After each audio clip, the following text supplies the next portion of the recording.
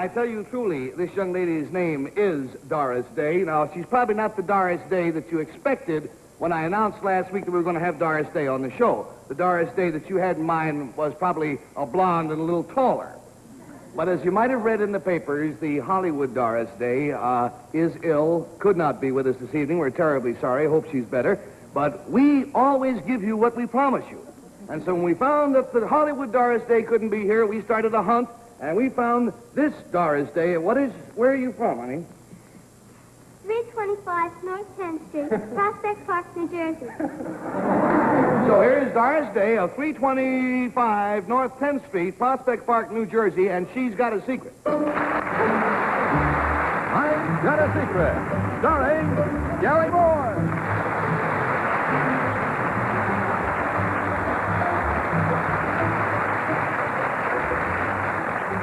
So, having met a quite different Doris Day, let's meet a panel that we like to believe is different. And so let's meet them right now. To begin with, there is Bill Cullen, and Bess Meyerson, and Henry Morgan, and Betsy Palmer, and that's the bunch.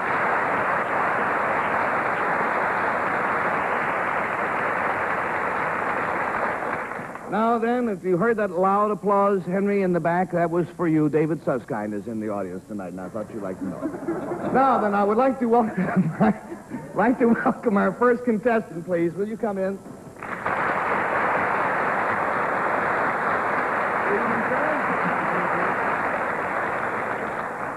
Good evening, sir. Good evening. Now, panel, our contestant tonight is the gentleman to my immediate left. We will call him Mr. X. Now, Mr. X does not speak English, but he has brought along an interpreter who sits to his immediate left. So if the interpreter will ask Mr. X to whisper his secret to me, we will show it at the same time to the audience at home.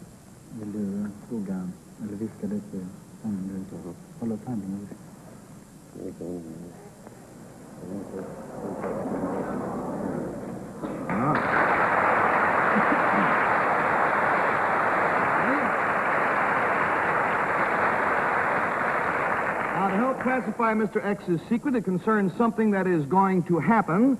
And Bess Meyerson, we'll start with you. May I address my questions to Mr. X? Yes, anyway? and the interpreter will help. Mr. X, is this going to happen tonight?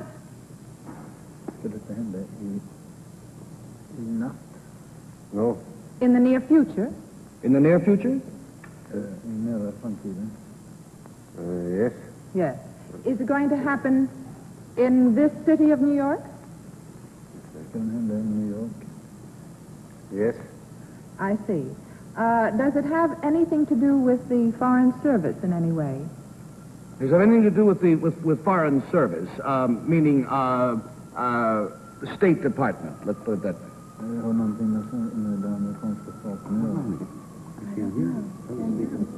No. No. All right, $20 down, $60 to go, and we go to Henry Morgan, please. Mr. Interpreter, I can't hear you. What language are you speaking? Well, ask him, can you say something aloud in your native tongue, like good evening, it is nice to be here? God dag, det är verkligen roligt att vara här. Is that Swedish? Is that Swedish, sir? Yes. It is. Now, all questions from now on, please, will be directed to Mr. X. All right, Mr. X, is this in Swedish? The only thing I can say in Swedish is meatball. Mr. X, is this going to be an award of some kind? Is this event going to be the giving of an award? A prize of some kind? Is there a prize at stake here? Let's put it that way. Gäller något pris? Yes. Yes? Has it anything to do with, since you're Swedish, has it anything to do with the Nobel Prize? Har det något att göra med Nobelpriset? No. Well, goodbye. $40 down, $40 to go. Betsy Palmer. Does it have anything to do with the entertainment world, sir? Is this event in the entertainment world? Har det något att göra med... Det förstår jag inte riktigt, men det är nej. Is it a theatrical event? No. No, it is not. Anything to do with sports? Har något med sport att göra? Yes. Yes. What are the Svenskers known for? Fighting. Ingemar Johansson or something. Does it have anything to do with water, as far as sports are Har det concerned? någonting att göra med vatten? With water? With water, yes. Water? No. And now $60 down, $20 to go, and we come to Bill Cullen, who for the last 5 minutes has been sitting there looking like the cat who swallowed the canary. Bill, you're on. That's what happened. I just swallowed a canary. I was hoping the answer to the water was yes, because I could ask if he was a famous Swedish water boy. But I noticed a golf jacket on the interpreter. Does it have anything to do with golf? Har något att göra med golf? Golf? Ja. No. Well, then how come an interpreter's wearing a golf jacket? I think that's a dirty trick. Does it have anything to do with the heavyweight championship fight? Har något att göra med det som är sport och tungvikt? Yes. It has to do with Ingemar Johnson, naturally. Something's going to happen to you. You are going to second Ingemar Johnson in the fight, or you are his manager. One of those two. Are you going to, is he either going to second Ingemar Johnson or Johansson, or is he going to be his manager? Is it going to be either of those? Is he going to be a second, or is he the manager of Ingemar Johansson? No, I think the answer is no. Well, panel, the gentleman sitting to my direct left is Mr. Jens Johansson. His secret is that his son, Ingemar Johansson, will fight Floyd Patterson for the heavyweight championship of the world next month.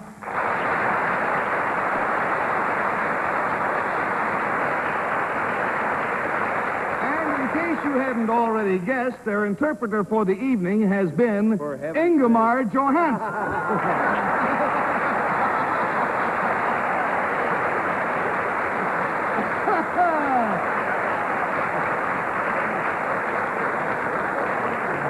The glasses and the Ivy League jacket kind of took its toll, didn't it, over That there? golf jacket's a very dirty trick. Ingemar, first of all, let us say we're honored to have you with us. Thank you.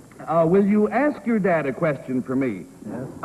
Ask him how he feels when you are in the ring fighting, when he watches you fighting. Hur känner du dig, pappa, när jag är uppe i ringen? So, jag är lite nervös. He told me that he is a little bit nervous. He's a little nervous. How do you feel when you're in the ring fighting? Do you feel a little nervous? Just before we start, I feel a little bit nervous, but that's necessary. If I'm not nervous, You don't fight well. No, I don't watch the guy enough. Well, I always like to get a little advance information from people who know. Will you ask your father who's going to win the fight? Vem tror du vinner?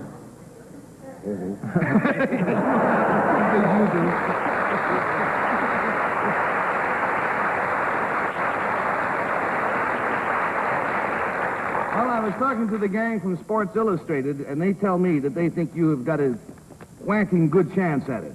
It's going to be a great fight. I wish you luck. Wish Floyd luck, too, of course. Good fight. Thanks so much. Here's the money that you won, and you're in.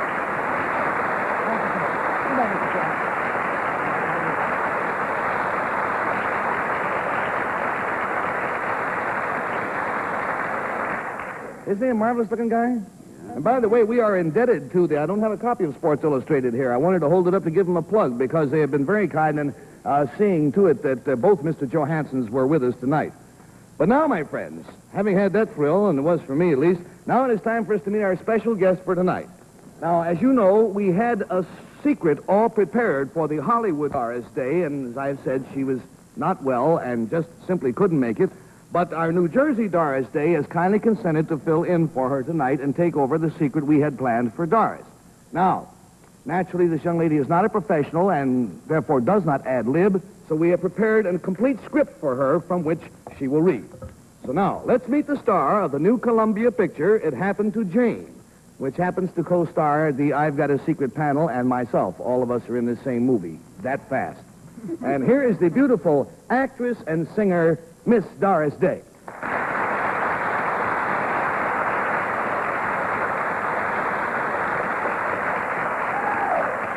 This is where I say, good evening, Doris. It's nice to see you again. It's nice to see you too, Garry.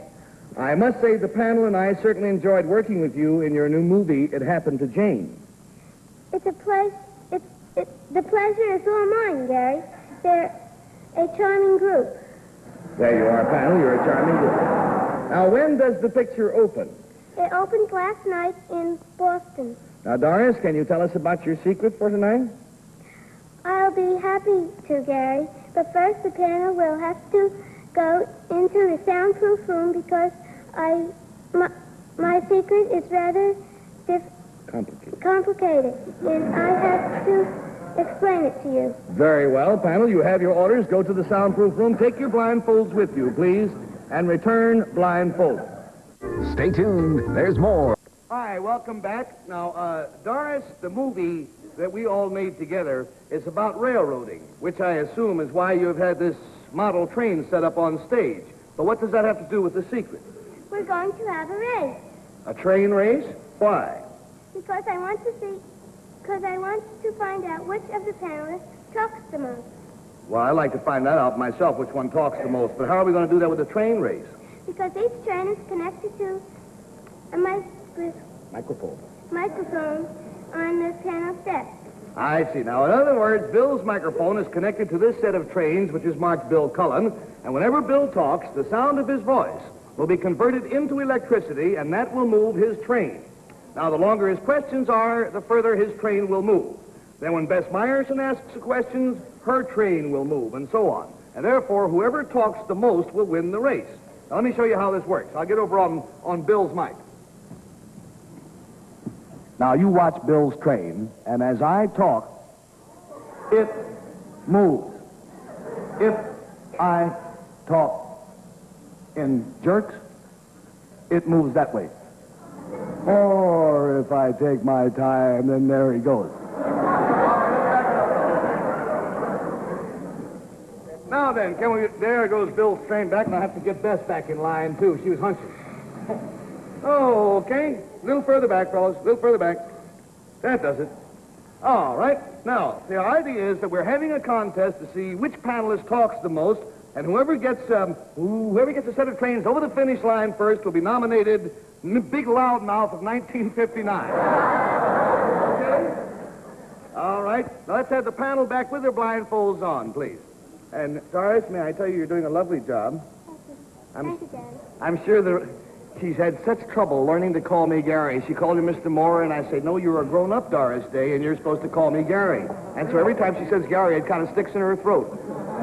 Now, panel, here we are all back more or less seated. Bess, you've got 2 more chairs to go. There you are. There you go. Everyone is seated. Now, panel.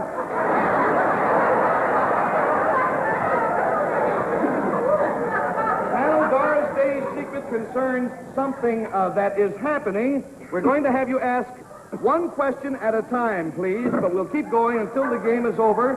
Now, we have a little audio problem here, so please move about 6 inches from your microphones and talk loudly and distinctly into your microphone. Now, we'll start with Bess Meyerson, please. Concerns something Find my microphone. Something is happening right now on stage, yes? Yes? Are there moving parts? Oh, I heard something. Are there moving parts? Yes. Yes. Are you on roller skates? No. No. Are you both doing this? No, and I gave you 3 questions, only supposed to give you 1. I'm Oh, sorry. I'm sorry. I'll That's take them all my back. fault. We go from Bess Meyerson to Henry Morgan, please. 1 question. Henry. All right, I want to think of a good one.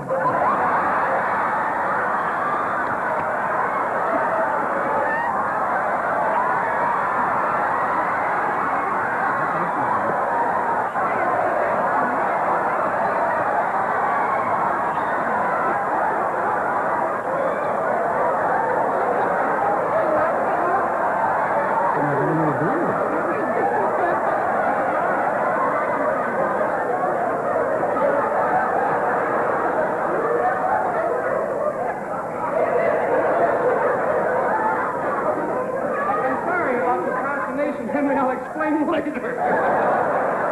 Oh, I thought I just said something funny. You have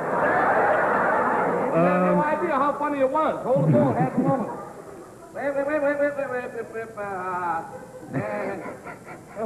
Okay. Doris, are you riding on something? No. That's mine. Well,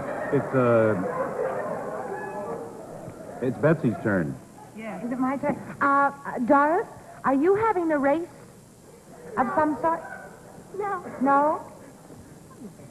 Bill? it's your turn. There is a race involved. I'm sorry, I wasn't even listening. I'm so upset. We're going out of Bill Cullen. Boy, what I think is right. The question I would like to ask is, this thing that you're doing, young lady, does it at all have to do anything with such a thing as a contest among the four panelists and myself? Maybe I better rephrase that question and simply say, the longer I talk, do I do better than I ordinarily would have done if I hadn't spoken and asked such a short question?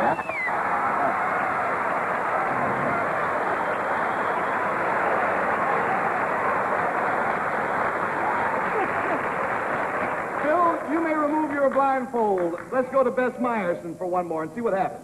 Wait a minute. Garry, you never answered Bill's question. What was his question? I forgot. Will you repeat his question, Well, please? is it a race, he said, that had to do with the four panelists That's in all I some said, way? that's all. And he kept talking. Now, Henry, your turn. I didn't understand his question to be that at all. I thought that Bill said, did it have anything to Argue do... among yourselves. And that's my question, that. I Does it have anything to do with horses? have Take a your feeling that we're not blindfolds getting off, along pal. too All well. blindfolds off. Now, the voice impulses from your microphone have been moving your train. Now, who's this? Betsy? Is this Betsy here? That's Beth. Bess, talk into this. Talk closely at that mouth. I never looked so Come good. on, There it boy. goes. Oh, look at that. Oh, you're Come on, Hank.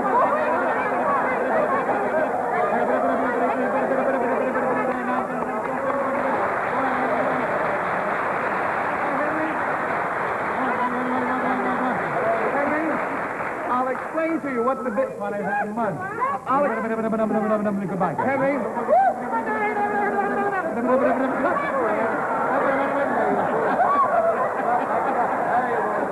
Henry, let me explain. We've been trying to find out which panelist talks the most because your trains moved in direct proportion to your voice. Everything was going fine. You asked one simple question like, and your train went the whole end of the film. So you hereby win the award, Mr. Blabbermouth of 1959.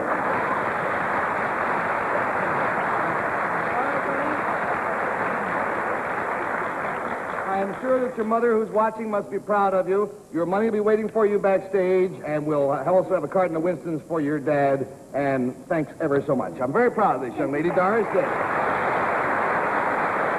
All right, folks. Now, let's meet an equally fascinating guest. Will you come in, sir, please?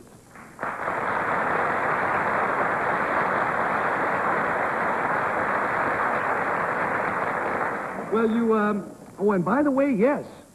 You're a nice man. He brought me, he says, plug Revell trains. The Revell company was so kind. They put in these beautiful HO trains. They've been working here all day and made this nifty setup for us, which is tremendously complicated. They sent me a set which I have at home. I've been playing trains all week. Revell HO trains. Now then, sir, will you tell the panel, please, what your name is and where you're from? My name is Dr. Henry Redke, and I'm a practicing dentist from Mount Vernon, New York. This is Dr. Redka, R-E-D-K-A. Will you whisper your secret to me, Dr. Redka?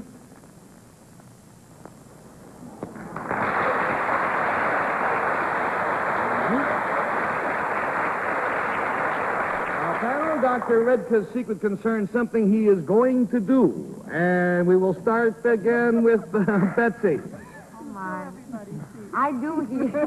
That says he's going to pull everybody's teeth. I hope not. Are you going to do this to any of us tonight? No? Oh. Good. Are you going to be doing this soon, though, Doctor? Yes. I mean, like within the next week. Yes. Does it have to do with dentistry? Nothing at all. Nothing at all. Does it have to do with sports? No? How about the entertainment world? No. Science? No. Well, I think if we had to classify this, we would say that this is not really a professional entertaining that he is going to do, but it would have to come under entertainment more than any other subject, wouldn't you say? Well, it wouldn't be entertaining, yes. Yes. I assure you that it is. $20 down, $60 to go, and we go to Bill Cullen. Does it have something to do with a hobby of yours, Doctor? Yes. Are you going to perform what you usually do in your hobby here on stage for us tonight before you leave? Yes. Is your hobby in any way allied with dentistry? No.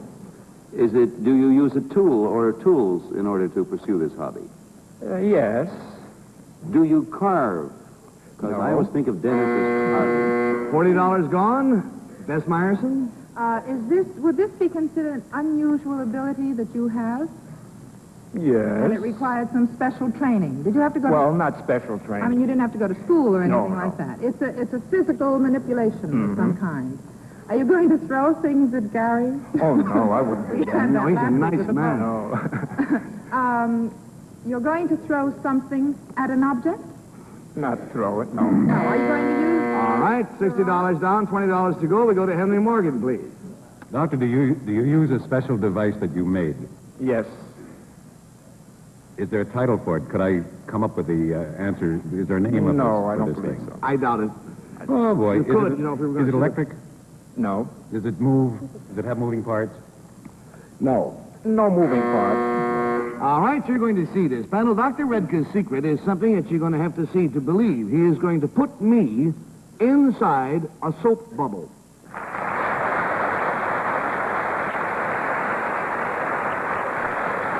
Now, in the interest of time, Dr. Redke, so we'll have ultimate time for the performance, I would like to say this is his hobby. He designs toys for a hobby. He started blowing bubbles with a conventional little wire hoop, but he wasn't satisfied. He worked up and up and up. Let's see how far up he worked, and let's get the curtains open, please.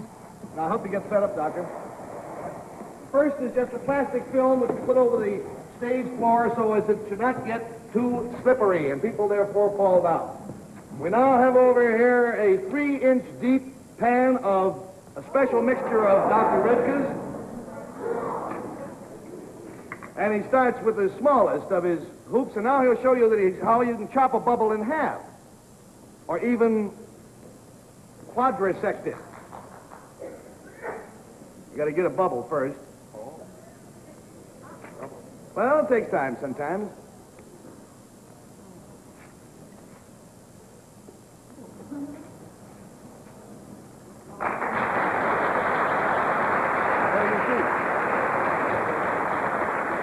Now we graduate to a slightly larger hoop, ring, whatever you choose to call it.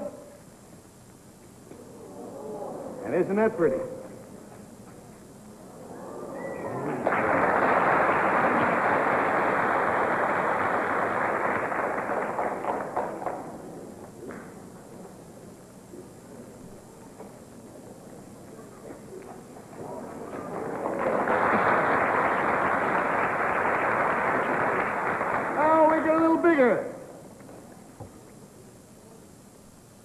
We hope. And we do.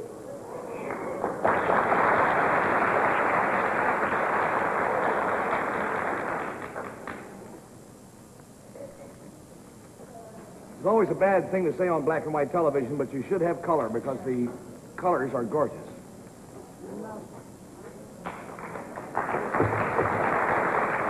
Now we go to a larger hoop.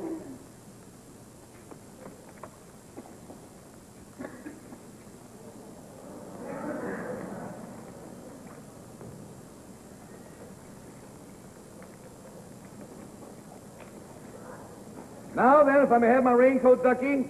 Thank you. While I'm plugging trains and things, raincoat in this instance is by courtesy of Gil Fates, our executive producer. Now, am I standing in the right place? We got 30 seconds. 30 seconds. We'll make it. Fear not. One more try. We got time for one more.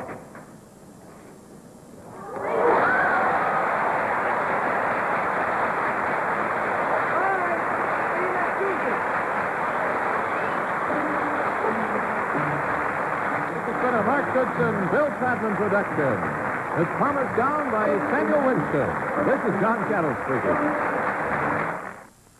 Now stay tuned for the Armstrong Circle Theater, which follows on most of these same stations.